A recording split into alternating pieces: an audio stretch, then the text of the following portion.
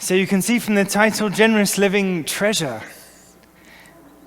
And I've only spoken on giving twice since I've been at St. George's. The first time was in the first year I was here, and the second time was in the first Sunday of June 2017. Do you remember it? I just put this here because I get a lot of feedback.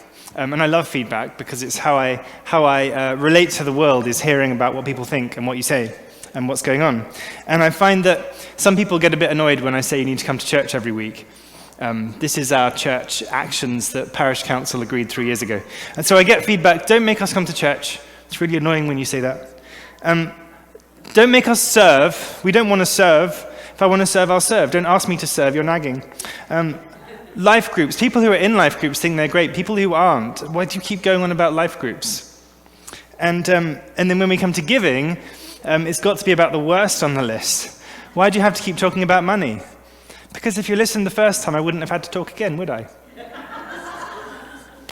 And then now you're telling us to go and live our faith? This is exhausting. I get it too when I say to people, open the Bible. And they say, you can't make us open the Bible. When I try and get people to come into morning prayer, even if they're in the building, well, no, I pray a lot, but I'm not coming in now. And so I find myself often saying to people, but that's my job. That's why I'm here. I'm here to be the holy irritant. And hopefully I'm not wholly irritating. The truth is, none of us really like to talk about money. Typically in churches, we want to talk about vision because we know that money follows vision. But today I'm going to really specifically talk about money. I'm going to preach the sermon I've never heard and I wish I had. We hope people give in response to our vision, and we know people here have given in response to the project we did in the cafe space that was a narthex and felt like a corridor. Narthex, if you don't know what that means, is a church word, and I don't know what it means either. So I call it the cafe space or the foyer or the welcome space. Who invented narthex? But there we are. But now it's done, and a lot of work's happened, and the coffee counter has been a big work that Jerry at the back has done, and the countertop's now gone in, and there's another counter further down, and it's all looking fantastic. And that is a response to us saying, hey, we should do this. And people said at the start, how are we going to raise the money? Are we going to have fundraisers? Because we think as a church, let's do a fundraiser and we'll raise the money. And I said, no, we're going to ask people to give. And I got a lot of laughs for that. What do you mean? You're just going to ask them? Yeah. Because money follows vision. And so when you have a vision to do something, people go, yeah, okay, I can see that. And we raised $35,000 in a month. Took us 2 years to get everything done, and we still got the hand dryers to sort out in the washroom. But we're just about there. And so money does follow vision. But today that is not so much my focus. And I want to completely discount fundraising too. And the reason I'm going to completely discount fundraising is because although it's great, and you can raise money that way, and it can be lots of fun, it doesn't help you with your heart and where your relationship is with God. So I'm just going to completely ignore fundraising. So at the end of the sermon, please do not come to me with fundraising ideas, okay? Because that might get us some money, but it won't help you in your relationship with God, typically. The reality is churches need to be real. Money doesn't grow on trees, and if we don't give to the church, the ministry will dry up. So I came up with this great idea, given that you're all bored of me saying all this great idea to not talk about money by saying, well, since I last preached on money, we haven't heard what Roxanne thinks. Roxanne is the associate pastor. She's leading our service today. And so I thought, why don't we ask Roxanne? And she has loads of experience. You might even say, get ready for the pun, a wealth of experience when it comes to it doesn't get any better, when it comes to fundraising. So, but as you know, Roxanne is also very smart. So she and I were discussing who would draw the short straw for today. And I said, would you think about doing it? And she asked me this question. She said, do you think our focus right now needs to be giving in a practical way or as a spiritual practice? Good question, isn't it? And obviously you know my answer. Well, obviously it's spiritual. She said, well, if it's spiritual, you better do it. And so here we are. If you wonder what matters to you in life, the two places you find out are your diary and your bank statement or credit card statement. That's how you find out what matters, where you put your time and where you put your money. In his best-selling book, and there's a picture so you know what he looks like, The 7 Habits of Highly Effective People, author, I do. Thanks. This is new. I spent an hour putting slides together, so I hope you enjoy them. Stephen Covey says, we need to put first things first. And the best way to illustrate this is to get a jar and put some rocks in. And if you put the biggest rocks in first, then you can put the small ones in. But if you've ever tried doing this, and if ever you are teaching any kind of leadership or management theory, you might try this. Get people to put the small rocks in first, and they'll realize the big ones won't fit. But if you put the big stuff in first, the small ones fit around. So I'm going to talk about principles of giving, not about vision. And as I do this, I'm going to make a ginormous assumption. And if you agree with this assumption, then everything I say will make sense. And if you don't agree with this assumption, none of it will, and you can ignore the rest of the sermon. The assumption I'm going to make is that everything comes from God. Everything comes from God. Here's where I'm going. Everything's from God. We give of our first fruits, and this applies to, but I need an F, so it applies for everyone. From God. And the best way to illustrate this is with a box of Timbits. Imagine that God gives us 10 donuts. So I'm just going to give Kathy a box of 10 Timbits. And Kathy is so grateful that I've given her a box of 10 Timbits. She says to me, David, have a donut, thank you. And I say, thanks.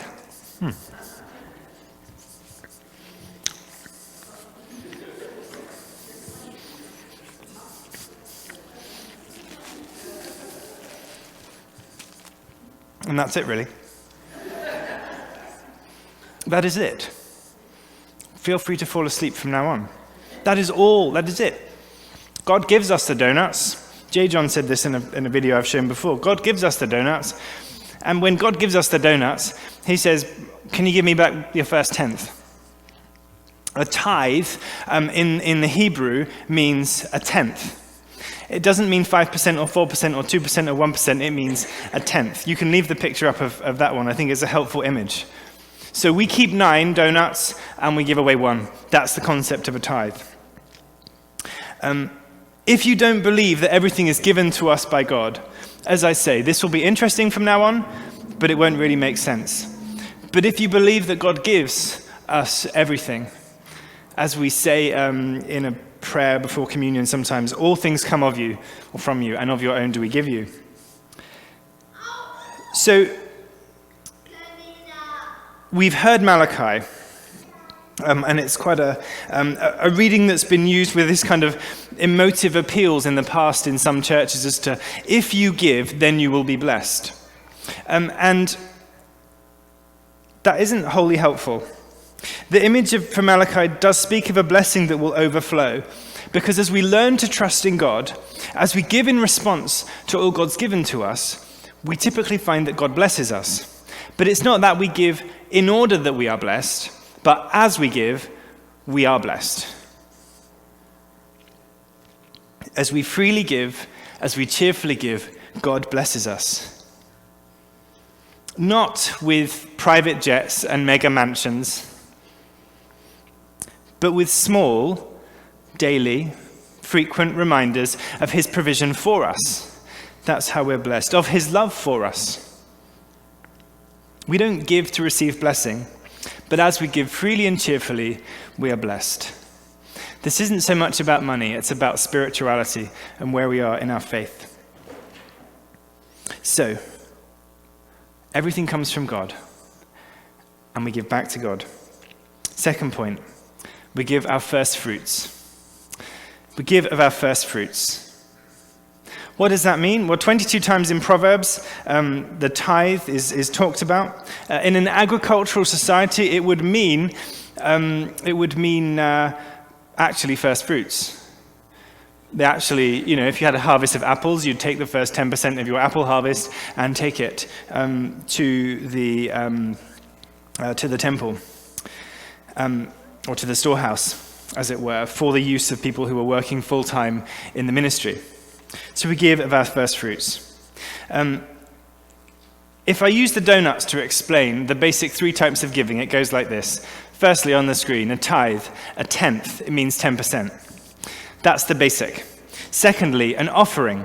An offering is when you give from your excess. So, suppose you are living on your own and you have a mountain of donuts. You give your first one of the 10 donuts to your local church, which, if it's not this one, is whichever local church you go to. And if it's this one, it's here. You give your first donut. You then have loads of other spare donuts. So I've got more donuts than I need, so I'm going to give one of my donuts as an offering. And you might give that to the local church, or you might give it to a Christian charity that's doing God's work, such as PWRDF. That is an offering. It's over and above the basic level of tithing. Third level of giving is a sacrificial offering. A sacrificial offering is a giving that is going to cost us. It's so easy to go through your closet and find some suits or shirts or dresses that you don't like anymore. Maybe when you bought them, you thought you were going to grow into that size or down to that size, and they were on sale and it was a good deal, so you bought it. And now you look and you think, there is no way I'm going to fit into that. I've lost weight or I've gained weight, and so you decide to give that away. That is not a sacrificial offering. A sacrificial offering is giving away your favorite dress, your favorite suit. It's giving away something that actually is going to cost you, where there's an element of sacrifice. And so these are the 3 levels of giving. And each of them does something to us in our spirit. The tithe, the first 10% at the bottom, that comes to the local church. If after a tithe you have extra money, give that as an offering. So you get a Christmas bonus. You get profit from a great deal. You suddenly get an unexpected windfall. That's an offering that you might give from. A tithe is the basic. The sacrificial offering will be something that costs us. So giving is for everyone. That story of the widow's mite, we call it. There she is, doesn't she? And she throws in, how much does she give? 2 little coins.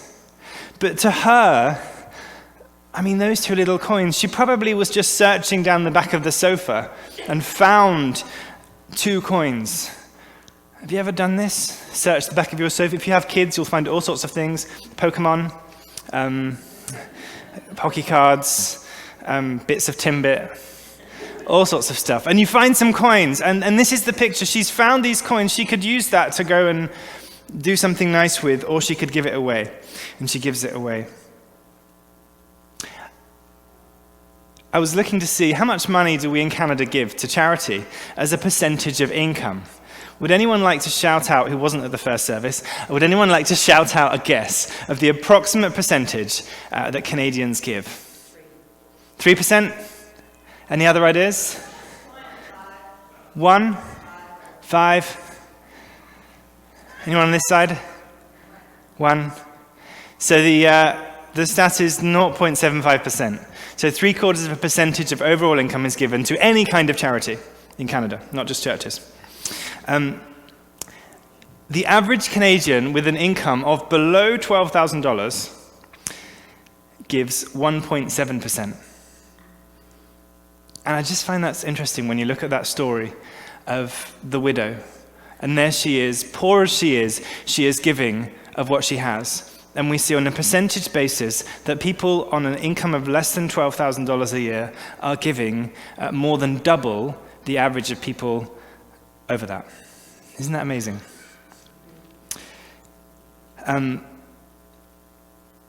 So, how do you practically give a tithe?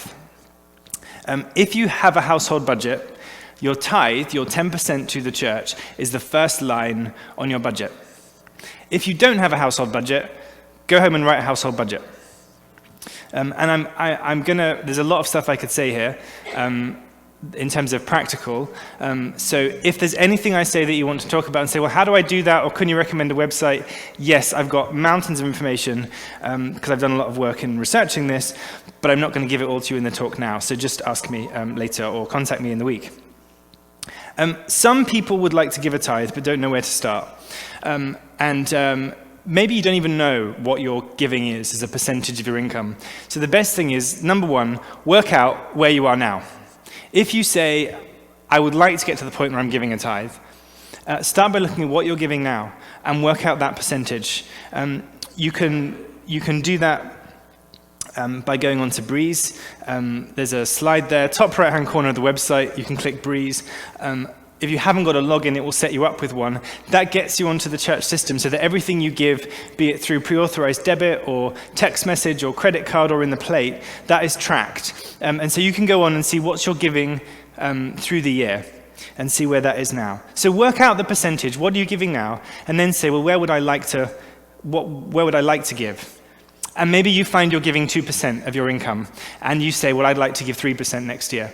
So do it by 1% a year. And between now and 2030, you'll get to the point where you're giving 10%. How do you work out 10%? Use your gross income before taxes, because it's about the first fruits.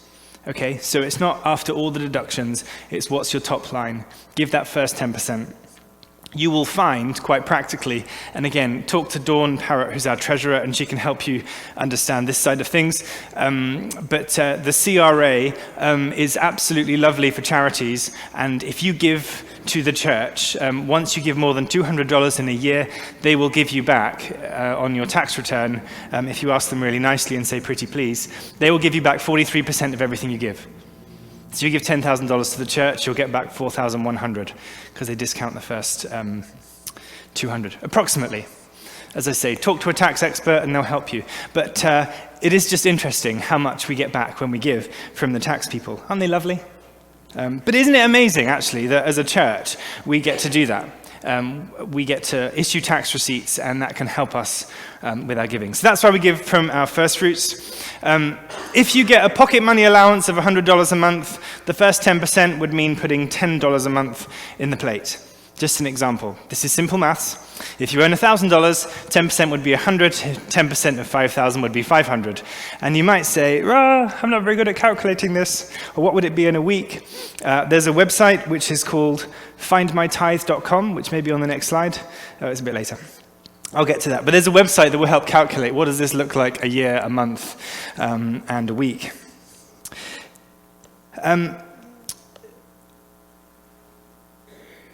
I just want to comment for a minute about debt. If you're in some kind of debt, which is kind of credit card debt or unsecured loans, then get those paid off before you start with offerings. So your 10% tithe, that is kind of step one. And step two is clear your debts. I'm not talking about a mortgage or a planned long-term car lease or something like that, but tithe first, then clear your debts, and then the offering. And so when you get all these charities who are nagging you for money, of which many of them are very good and do great work, you give your tithe first, clear your debts, because you don't want to be paying 20% interest, then begin to start giving to Care and Share or PWRDF or whichever Christian charity you want to support. That is an offering that should come after you've sorted out your finances. Again, there are people in the church, come talk to me if you want to talk more about that. For other people, practically, maybe your spouse doesn't come to church. Maybe they're a staunch atheist. Maybe they're okay with you coming, but they do not want you giving a cent to the church, because what good is the church? For some people, they find there are different ways they can give. They might buy coffee and know that some of the proceeds help support our ministry, etc. Some people find they can give by credit card, but they can't give through their bank account, so go with that. For others, it might be giving time and skills. We've got a lot of people who donate time and skills. Obviously, we're all here to serve in a ministry, on a team, and there are some people who can come and do something that will save us real hard cash. I'll give you an example. If you've just put a hand up if you've been to Baby Cafe or been in the church on a Wednesday. 80 people, including small people, make a lot of mess, and it needs some really serious cleaning afterwards. And so we have someone from the church who volunteers every week to come in and spend an hour vacuuming. That's why the church is relatively clean when you come in on a Sunday, is because on Wednesday someone's come and given an hour of solid cleaning this space and out there. If we paid a cleaner to come and do that, that would cost us for that hour $35. That's the going rate for a commercial cleaner. That's what we're paying Sunday nights for our cleaner, $35 an hour. And to pay $35 an hour, we first have to have the money in the plate. So that hour a week is the equivalent, by the time you factor in what we as a church give to the diocese and the admin costs, that is the equivalent of $45 a week or $180 a month in the offering plate. So if you're sitting there saying, I really can't give financially for whatever reason, maybe there's something you can do that will genuinely save us some money, and that will be a great thing too. Examples. If we cut those hedges down there, the really tall trees, that's about $800 right there. We spent thousands on clearing the parking lot, or salting the parking lot to stop the snow, or the ice and people hurting themselves in the winter. Maybe you could pressure wash the building, or fill in grant applications, or paint, or fix, or repair, or bake, all those things. If it's something we're going to be doing anyway, then that will save the church money. So it's another way to look at it. The best way to do that, head to the website, fill in the form that says serve, and suggest on there what you'd like to do, and you'll hear back from the right person in a few days.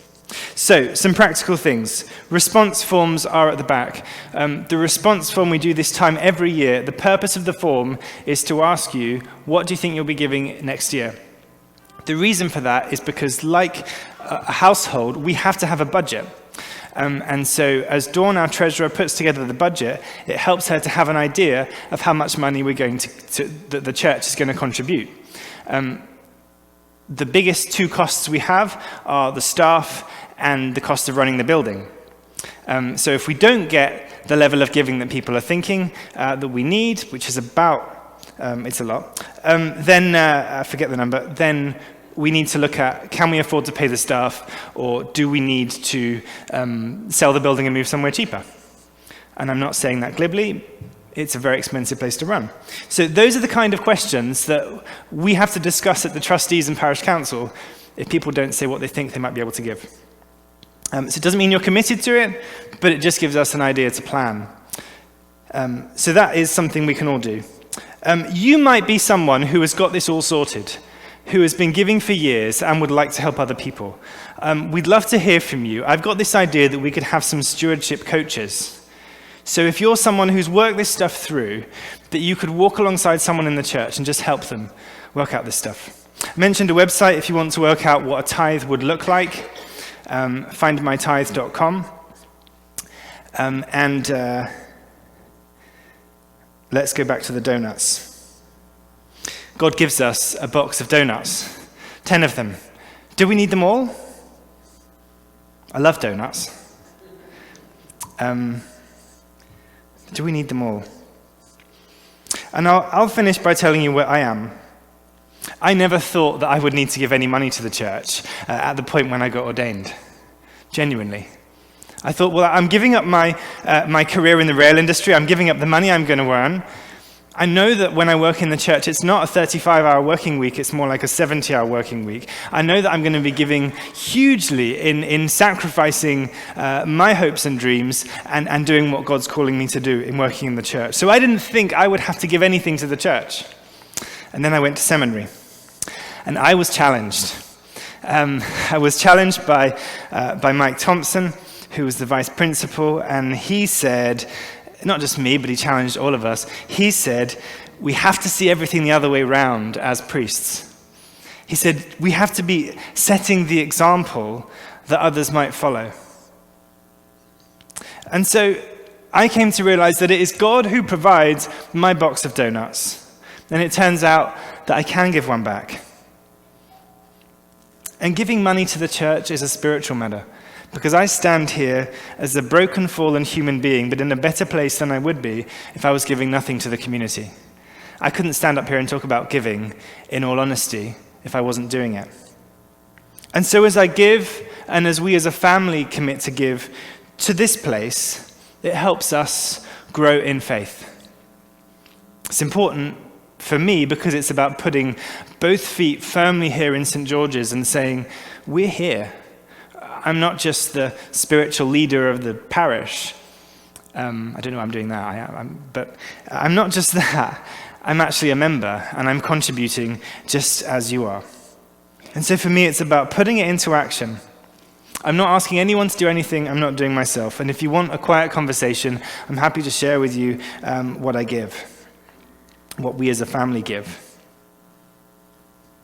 As a church, we are in this boat together. And as we step out in faith in our giving, we will see amazing things happen in this city.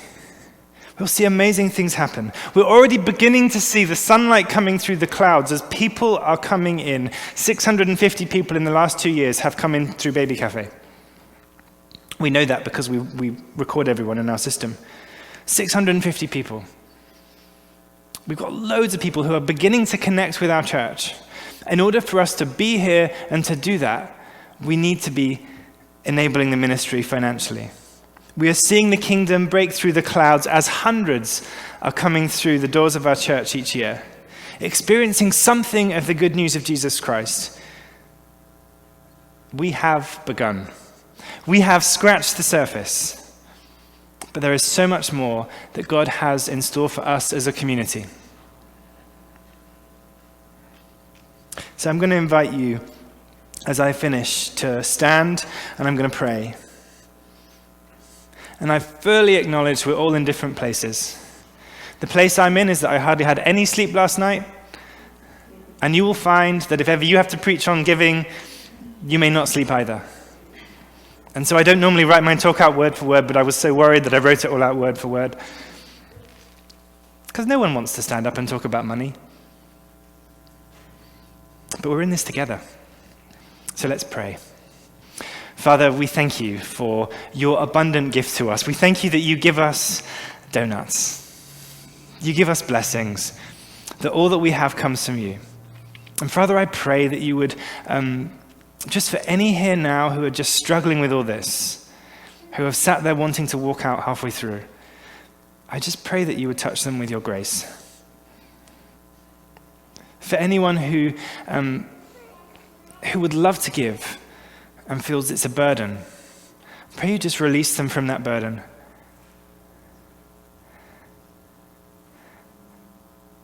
For anyone who feels called to walk alongside others and help them in their giving, I pray that you would bring that to their mind too. And more than anything, Lord, I just pray that your Holy Spirit would be upon us, that you would fill us, that you would hold us, and that we would daily receive the blessings that you promise, the blessings that in Malachi you say will overflow.